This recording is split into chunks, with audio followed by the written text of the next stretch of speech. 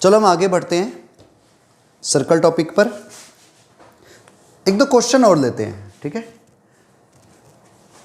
Question is find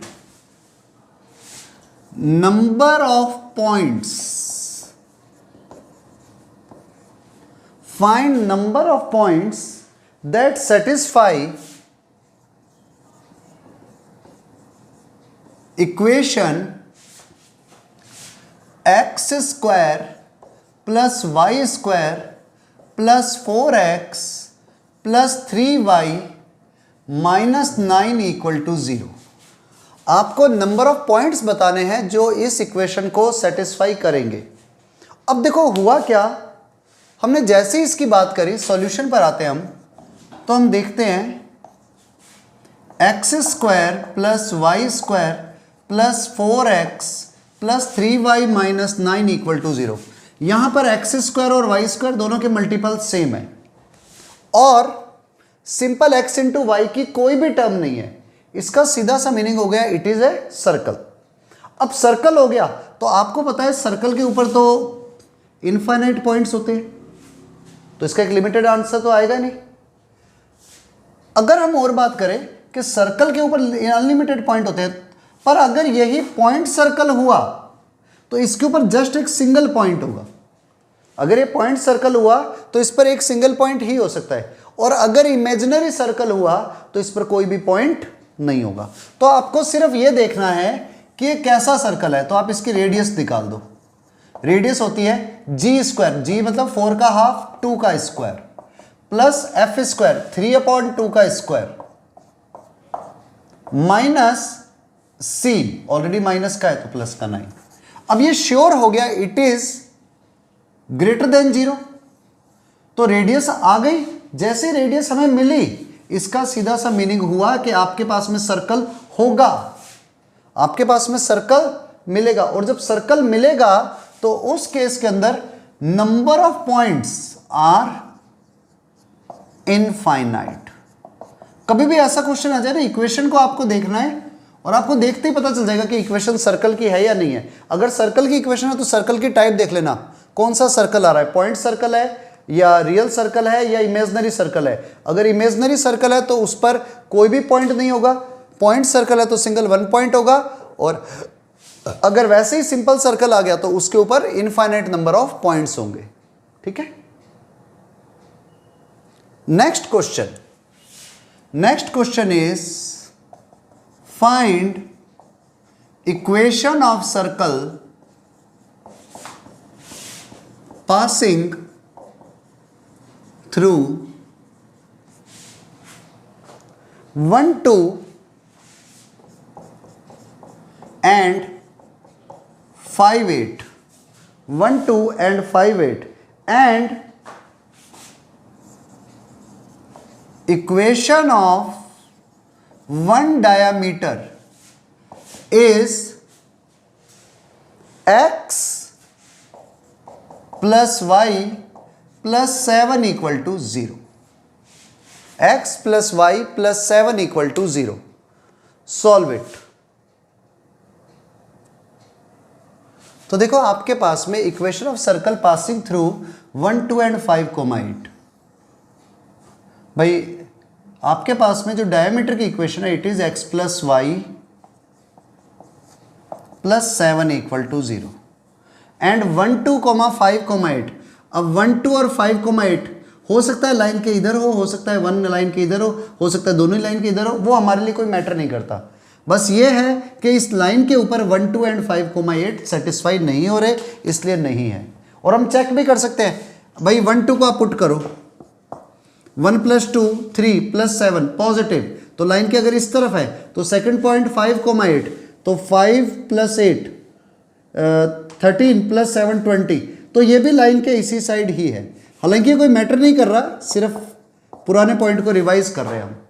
तो अगर इसके सेंटर के कोऑर्डिनेट h, k लेता हूं, क्योंकि diameter always passes through centre, तो c से a की डिस्टेंस एंड c से b की डिस्टेंस सेम होगी, देन CA = CB।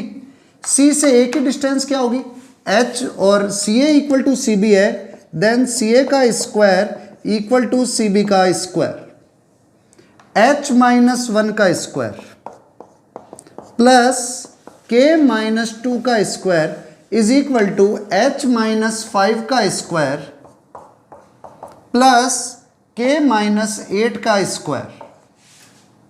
तो जैसे हमने सॉल्व किया, h square minus 2h plus 1 plus k square minus 4k plus 4। Okay, थोड़ा सा कट गया होगा, it may be possible. k square minus 4k plus 4 equal to h square minus 10h plus 25 plus k square minus 16k plus 64।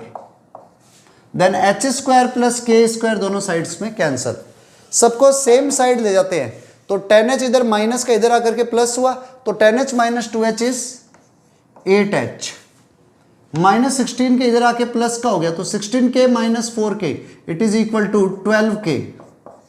1 plus 4 5, 25 में से 5 minus हुए 20, 20 plus 64 is 84, sorry 20 plus 64 is 84। सब 4 से cancel हो रहे, तो आप 4 से कैंसिल कर दोगे तो वैल्यू बन जाएगी 2h plus 3k equal to 21। एक इक्वेशन तो हमारे पास में ये आई। दूसरा, h और k इस लाइन के ऊपर डायमीटर के ऊपर है, तो इसको भी सेटिस्फाई करेंगे। Means h plus k equal to -7। आप इन 2 इक्वेशंस को सॉल्व कर लो, आपके पास में h और k की वैल्यू आ जाएगी। तो आपने जैसे ही सॉल्व करा, आप पे डिपेंड करता है, आप इसमें 2 की मल्टीप्लाई करके सॉल्व करो, कैसे भी करो। तो अगर हम सॉल्व करते हैं तो so value of h and k is, h हो गया -42 एंड k हो गया 35। बस आपके पास में सेंटर मिल गया है, आपके पास ये पॉइंट मिल गया, तो आप रेडियस भी फाइंड कर सकते हो। तो लो, सेंटर आपके पास, रेडियस आपके पास, आप इक्वेशन निकाल सकते हो। ठीक है, बहुत सिंपल क्वेश्चन है, ट्राई करो इसको। अब एक पॉइंट और रिमेंबर रखना हमेशा कि अगर आपके पास में कोई भी सर्कल किसी भी 2 लाइंस को, 2 इंटरसेक्टिंग लाइन को टच कर रहा है, मान लो ये 2 इंटरसेक्टिंग लाइन है, अगर कोई भी सर्कल, सॉरी ये सर्कल नहीं बन रहा, कोई भी सर्कल 2 इंटरसेक्टिंग लाइन को टच करता है, तो उस केस के अंदर इसका सेंटर इन दोनों लाइन के हमेशा पॉइंट ऑफ ये एंगल बाइसेक्टर से पास होगा। मींस, या यूं बोल दो, एंगल बाइसेक्टर इन 2 लाइंस का एंगल बाइसेक्टर हमेशा इस सर्कल के सेंटर से पास होगा। और वो ये वाला भी हो सकता है और यहां वाला भी हो सकता है, वो डिपेंड करेगा कि सर्कल किस साइड में है। अगर इधर बन रहा है तो ये वाले एंगल बाइसेक्टर पास होगा, अगर इस साइड है तो ये एंगल बाइसेक्टर पास होगा, और अगर यहां पर है तो ये वाला एंगल बाइसेक्टर पास होगा। तो आप इस पॉइंट को लिख लो, इफ, इसको एज ए नोट लिख लेना एक पॉइंट की फॉर्म में, if a circle touches 2 intersecting lines, then